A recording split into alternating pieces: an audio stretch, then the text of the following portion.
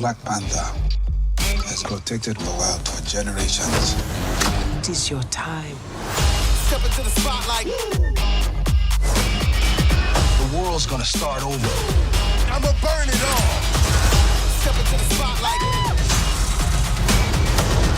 Step into the spotlight. Is this your king? This ends today.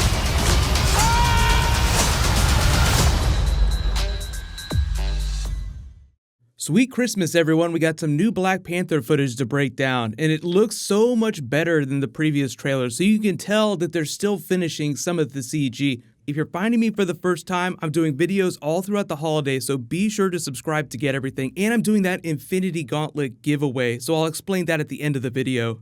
Like you watch Shuri showing him his new Black Panther costume, it looks like her lab is actually in the same facility as the Great Mound where they mine all their vibranium from. But then you turn around and you see all this graffiti art on the staircase that winds up. So I don't know if they did that with CG and they added it later, or if that's just a shot that we haven't seen before and they painted that on practically. But the interesting thing here is that it's missing the third Black Panther costume that's just the necklace on the white dummy. It might just be obscured by them, but it looks like they digitally deleted it, or it's from a different take from a different part of the movie.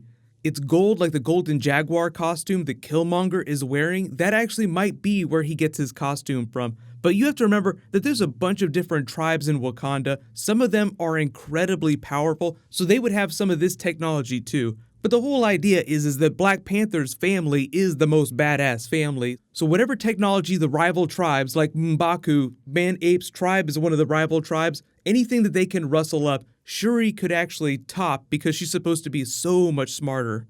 But the funny thing about this, aside from the new footage, when you think about it, they dropped this on Christmas. Black Panther himself does not celebrate Christmas because he worships the Panther god. So we haven't really talked about that aspect of the Marvel Universe, the way that religion, at least on planet Earth, influences their culture, and how all their costumes, their art, their superpowers derive from that. So the really cool thing is that it actually has a lot in common with the Thor character from the comics, in that it's a combination of mysticism and science, like really high-level science that seems like magic at times. Even if you're not a big comic book reader, they've actually explained it through the Doctor Strange comics that is basically drawing energy from other dimensions. We harness energy drawn from other dimensions of the multiverse to cast spells, to conjure shields and weapons, to make magic. So even Thor Ragnarok introduces the concept of actual gods in the Marvel Universe. That's really just one interpretation. The way that Thor gets his power from Asgard, but Asgard isn't a place, it's a people, so he literally gets his power from his people. So it's a very mystical idea that they didn't fully explain during Thor Ragnarok. But it's just another spin on the high-level science that you get into with Guardians of the Galaxy Volume 2 in the concept of Marvel's Celestials. Ego the Living Planet, literally a brain floating in space for eons that slowly learns to manipulate matter around himself so that he forms himself a body.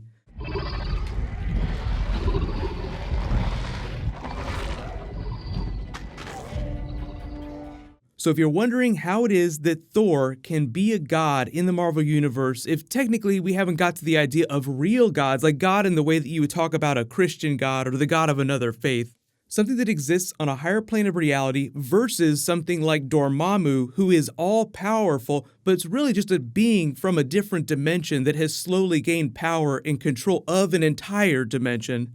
So as far as they've explained, you just have all these people on the same level of existence that just have varying levels of power based on their biology. So the Celestials are supposed to be the most powerful people that we've met so far, not including Thanos wielding the Infinity Gauntlet. So it'll be interesting to see how they incorporate the idea of the Panther God into the Marvel Cinematic Universe, because you see him walking around here on what looks like a different plane of existence, which is sort of the realm that the souls go to when their citizens die. So like he might be talking to the Panther God because you see all of them sitting in this tree here. We made all kinds of theories about how this might be the soul world of the Soul Gem. Now that hasn't been confirmed. Nothing that they've had in any of the trailers gives that away. But that's mostly just because they've gotten really good at omitting things with CG. Like Thor's eye from Thor Ragnarok. I actually just posted that Thor Ragnarok video, which has a bunch of the VFX in it. But right now in the comics, the last 10-15 years or so, the Black Panther character gets some of his more mystical abilities from his connection to the Panther God. His physical abilities obviously come from the heart-shaped herb that he gets from the vibranium-tainted soil. So we have that Captain America team-up for the Outriders invasion in the Infinity War trailer. It'll be interesting to see how their fighting styles differ because they didn't do too much fighting during Captain America Civil War. Cap is a total badass, but he's like that Superman type character, someone who pulls his punches because he doesn't want to hurt people more than he has to. Black Panther doesn't give a crap about any of that. But even if they were the same strength level, I would say that this MCU version of Black Panther could probably still beat Captain America. But one of the best examples for how strong his suit makes him, in addition to the heart-shaped herb, is when he's clawing out the tire and the axle on this car here. So they're going super fast, so you're already generating all this force. Even if you had special gloves on and you stuck your fingers into the axle of a car, your fingers would fly off. That's how much force is being generated by that spinning wheel. The reason why Black Panther is able to do that is one, because vibranium cuts through other metal like butter, but also because the energy suit helps diffuse energy. Shuri gives him that big speech about all the things that it does. I'll link that trailer at the end of this. Like, she goes through all the abilities that the suit gives him on top of his normal abilities.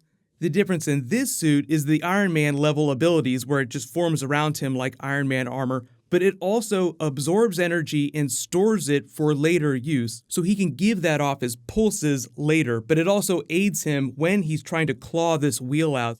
But hopefully you're all having a great holiday. There's a Doctor Who Christmas special that I'll do a video for, but there's going to be a bunch of other comic book stuff dropping in the next couple of weeks, especially because Black Panther is happening right after the Super Bowl early in February. So if you have any comic book video requests for Marvel or DC stuff, just leave them in the comments below. I'll be doing regular videos all throughout the holiday through the new year, so no worries. Congratulations to the new Infinity Gauntlet winner, Mr. Crunch. Please private message me so I can get your contact details. I'll name a new winner when I post new Marvel. That should be in the next day or two. Click here for all that badass Thor footage, and click here for a brand new Deadpool 2. Thank you so much for watching. Everybody stay awesome. Happy holidays.